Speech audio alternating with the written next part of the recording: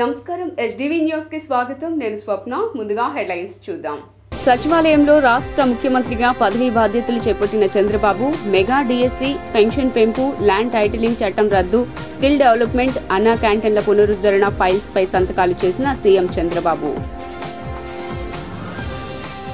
తాడేపల్లి నుంచి సచివాలయం వరకు భారీ ఊరేగింపుతో వెళ్లిన సీఎం చంద్రబాబు పూలవర్షం కురిపించిన పార్టీ శ్రేణులు అభిమానులు వైసీపీ పార్టీ ఎమ్మెల్సీలతో సమావేశమైన వైసీపీ అధినేత జగన్ రాష్ట్రంలో టీడీపీ జనసేన బీజేపీ పార్టీల హనీమూన్ సాగుతోందని జగన్ వ్యాఖ్య ఎన్నికల్లో గెలుపోటములు సహజమేనన్న మాజీ మంత్రి అనిల్ కుమార్ యాదవ్ ప్రతిపక్షంలో ఉండటం వైసీపీకి అలవాటేనని వెల్లడి ప్రజా సమస్యల పరిష్కారానికి పోరాటం సాగిస్తామని స్పష్టీకరణ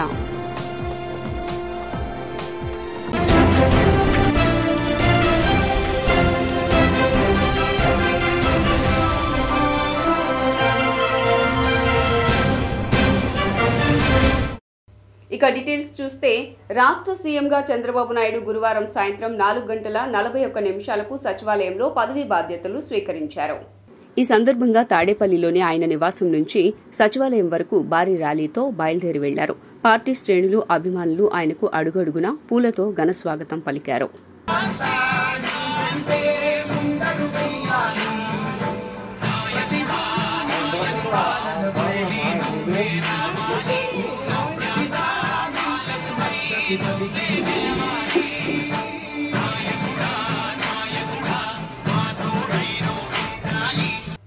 చంద్రబాబు నాయుడు ప్రమాణ స్వీకారం అనంతరం బాధ్యతలు స్వీకరించారు.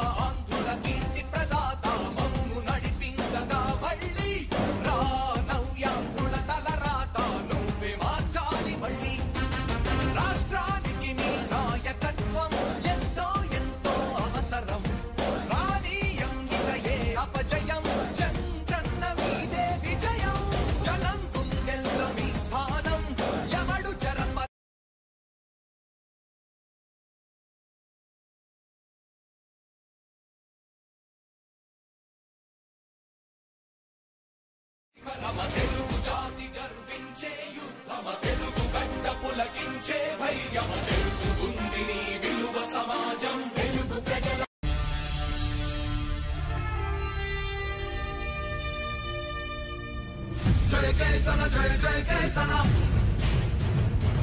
తారక రాముని ఆశయ సాధన జయ కేతన జయ జయ కేతన ఆంధ్రము అంతయు చంద్రుని చంతన చంద్రుని చంతన చంద్రుని చంతన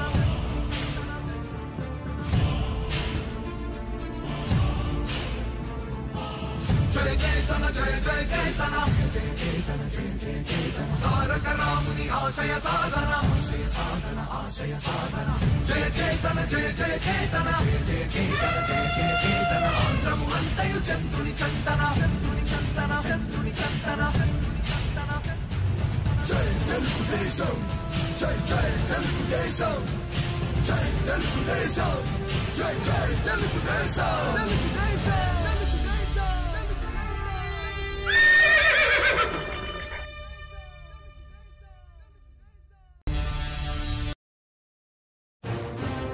నవ్యాంధ్ర గడ్డ ప్రజలారా తెలుగుదేశం పార్టీ అభిమానులారా పేదల గడపల్లో రోదన ఏపీ సీఎం చంద్రబాబు నాయుడు విజయవాడ కనకదుర్గమ్మను దర్శించుకున్నారు.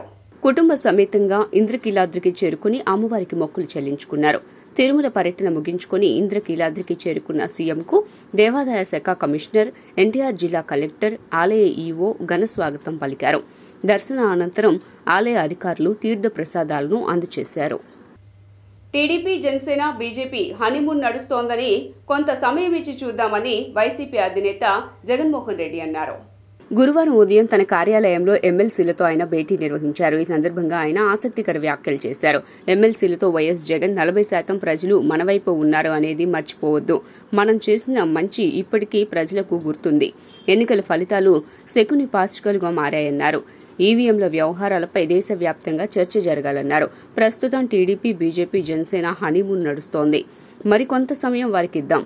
శిశుపాలుడు మాదిరిగా చంద్రబాబు తప్పులను లెక్కించాలి. ఆ తర్వాత గట్టిగా పోరాటం చేద్దాం. జరిగిన పరిస్థితులన్నీ మీకు తెలుసు.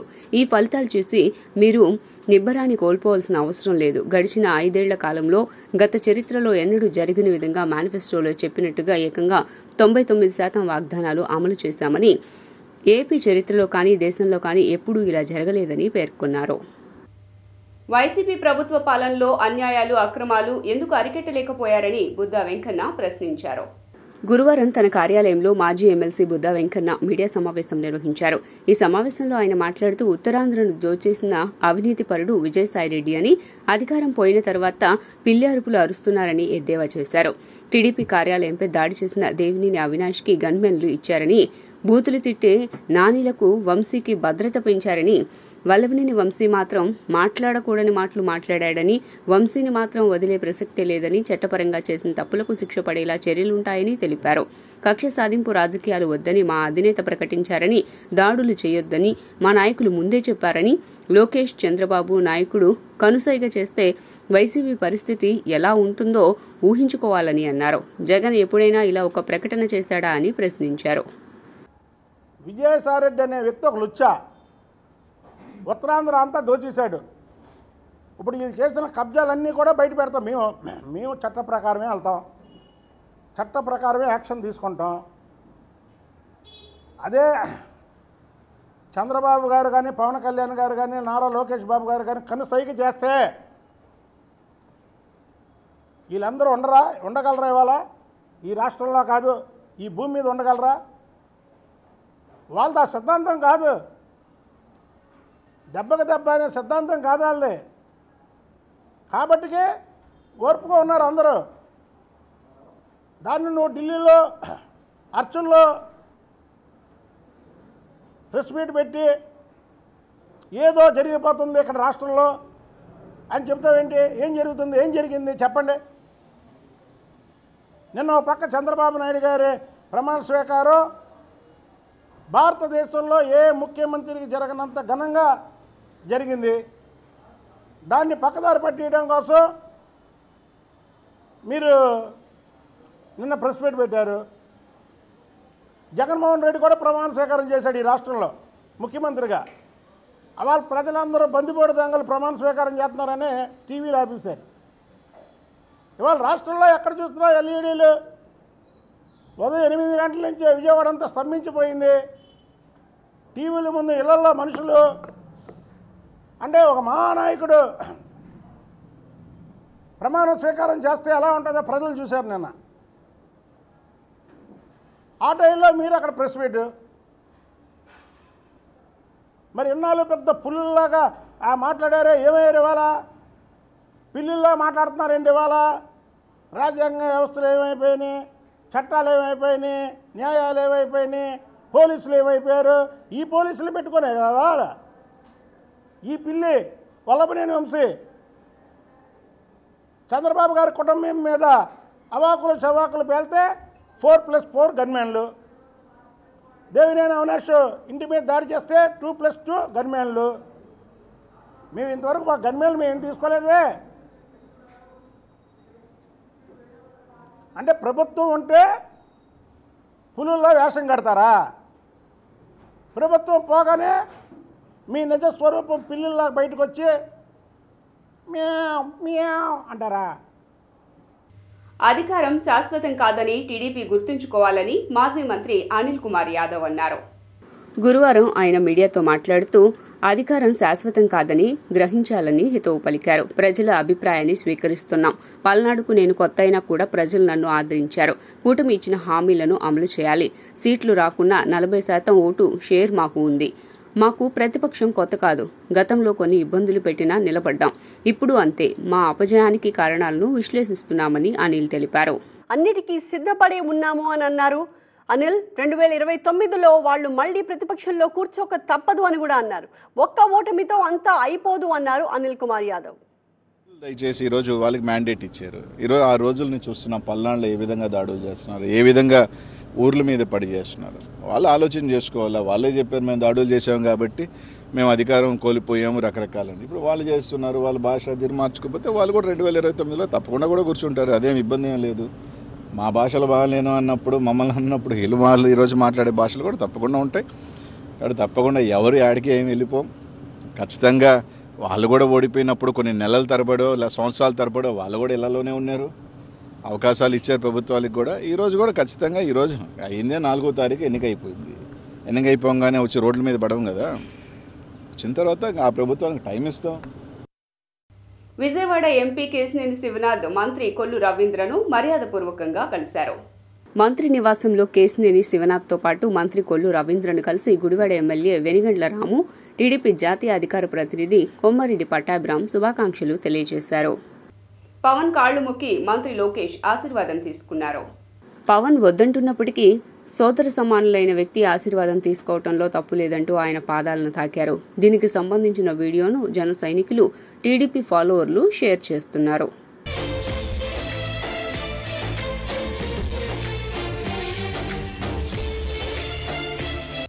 మంత్రుల కేటాయింపుల్లో జనసేన పార్టీ బీసీ ప్రతినిధులకు అన్యాయం జరిగిందని రాష్ట్ర హైకోర్టు న్యాయవాది, AP fishermen JAC chairman Saikam Rajasekhar ఆగ్రహం వ్యక్తం చేశారు.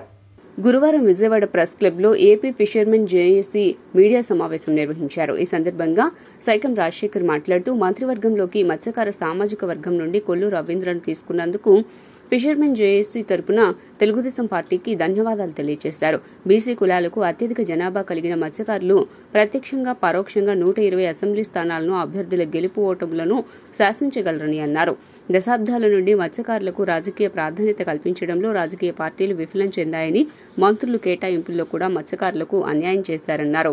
నూతనంగా కొలువు తీరుతున్న ప్రభుత్వంలో కమ్మ సామాజిక వర్గం నుండి 5గురికి మంత్రి పదవులు కేటాయించగా, రెడ్డి సామాజిక వర్గానికి 3 మంత్రి పదవులు, కాపు సామాజిక వర్గం నుండి 4గురికి మంత్రి పదవులు కేటాయించారన్నారు.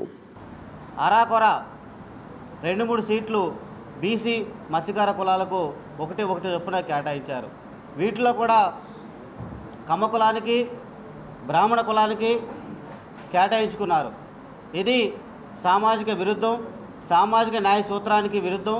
ప్రజాస్వామిక దేశంలో జనాభా దామాషిక ప్రకారం ఆయా కులాలకు జనాభా దామాషిక ప్రకారం సీట్లు కేటాయించాలి. మేము ఎందుకు చెప్తున్నామంటే, ఈ రాష్ట్ర వ్యాప్తంగా మత్స్యకారులు 16 కులాలు కలిగి దాదాపు 40 లక్షల జనాభా కలిగిన మత్స్యకారులకు కూటమి 3 అంటే 3 సీట్లు కేటాయించాయి. ఈ 3 సీట్లతో పాటుగా మంత్రివర్గంలో మత్స్యకారులకు 2కి క్యాబినెట్లో అవకాశాలు కల్పిస్తారనుకుంటే ఒకళ్ళకే అవకాశం కల్పించారు.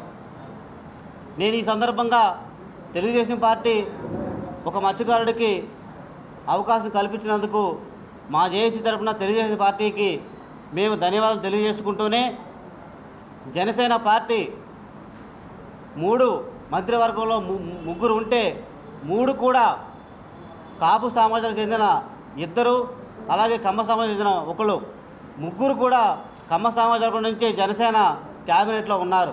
అంటే బీసీలు మంత్రులుగా పనికిరారా?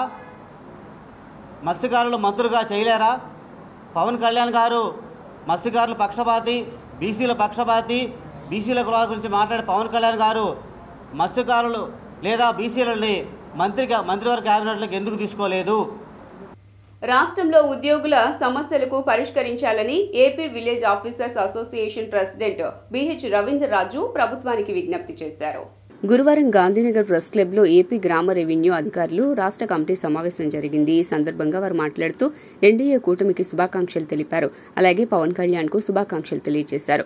గత ప్రభుత్వంలో 5 ఏళ్లుగా ఉద్యోగులు తీవ్ర ఇబ్బందులు పడ్డారన్నారు. ఈ సమస్యపై రాష్ట్ర ముఖ్యమంత్రి చంద్రబాబు నాయుడు దృష్టి పెట్టి సమస్యలు పరిష్కరించాలని కోరారు. గతంలో 43% ఫిట్నెస్ ఇచ్చిన చంద్రబాబు, అలాగే ఈ రాష్ట్రంలో కూటమికి కీలక పాత్ర వహించిన కొణిదెల పవన్ కళ్యాణ్ ఉద్యోగుల సమస్యల పరిష్కారానికి నా వంతు కృషి చేస్తానని ఆయన చెప్పడం జరిగిందని గుర్తు చేశారు. ఈరోజు కొత్తగా నూతన ప్రభుత్వం నిన్న గౌరవ ముఖ్యమంత్రి వర్యులు శ్రీ నారా చంద్రబాబు నాయుడు గారు అలాగే పవన్ కళ్యాణ్ గారు ప్రమాణ స్వీకారం చేశారు. ఈ రాష్ట్రంలో కూటమి ప్రభుత్వం రావడం చాలా సంతోషకరం. ఆ కూటమి ప్రభుత్వంలో ఉన్న గౌరవ ముఖ్యమంత్రులు చంద్రబాబు నాయుడు గారికి, అలాగే శ్రీ కొణిదెల పవన్ కళ్యాణ్ గారికి, అలాగే భాజపా రాష్ట్ర అధ్యక్షులు భువనేశ్వర్ గారికి, ఈ రాష్ట్రంలో మంత్రులుగా కేంద్ర మంత్రులుగా ప్రమాణ చేసిన మంత్రులందరికీ, అలాగే ఈ రాష్ట్రంలో పార్లమెంట్ సభ్యులుగా నెగ్గిన ప్రతి ఒక్కరికి, అలాగే ఈ రాష్ట్రంలో శాసనసభ్యులుగా నెగ్గిన ప్రతి ఒక్కరికి మా ఆంధ్రప్రదేశ్ రాష్ట్ర గ్రామ వినియోగ సంఘం తరఫున ప్రత్యేక అభినందనలు, కృతజ్ఞతలు తెలియజేస్తున్నాం.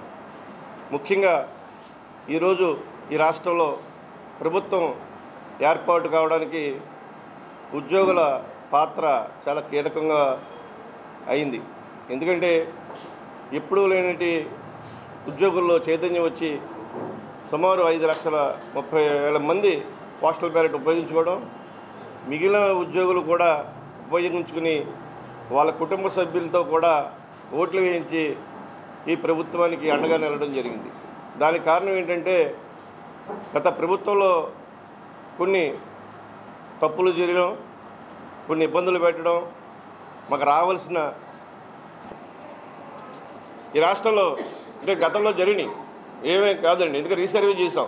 రీసర్వేలో 100 రోజుల్లో రీసర్వే జరగాలని ఒక నిబంధన పెట్టడం వల్ల చాలామంది ఇబ్బందులు పడ్డారు. ఎందుకంటే 100 డేస్లో రీసర్వే చేయడం అనేది సాధ్యమని చెప్పండి ఒకసారి. గత 100 సంవత్సరాల క్రితం రీసర్వేని మరి ఎందుకు చేశారో ప్రభుత్వాలు తెలియదు. విపరీతమైన ఒత్తిడి చేయడం, పరమ బూతులు రీసర్వేలో ఏం జరిగిందో ఎవరికి కూడా తెలియదు. ఏ రైతు ఎక్కడికి వెళ్ళాలో కూడా తెలియదు. ఆ పరిస్థితి రీసర్వేలో చాలా తప్పులు ఉన్నాయి. అలాగే భూ హక్కు పత్రాల్లో కూడా కొన్ని కోట్ల రూపాయలు అవినీతి జరిగింది. ఎందుకంటే భూ హక్కు పత్రాల్లో సీసీఎల్ఏ కార్యాలయంలో మేము చూసాం. మేము రికార్డు అక్కడ విఆర్ఓలు తయారు చేసిన మానేసి తప్పులు తాటగా ప్రింట్ చేసి పంపించారు. ఒకసారి అవన్నీ తప్పులు వస్తాయని ఒక విఆర్ఓ చనిపోయాడు కూడా ఊరేసుకుని, నేను ఇంత కరెక్ట్గా చేసిన రికార్డు ఇలా వచ్చిందని చెప్పి. ఆ విఆర్ఓలు కూడా చాలా రీసర్వేలు చాలా ఇబ్బందులు పడ్డారు. ఎన్నో రూపాయలు ఖర్చు పెట్టారు. ఎవరికి కూడా డబ్బులు ఇవ్వలేని పరిస్థితి. సొంత రూపాయలు ఖర్చు పెట్టారు.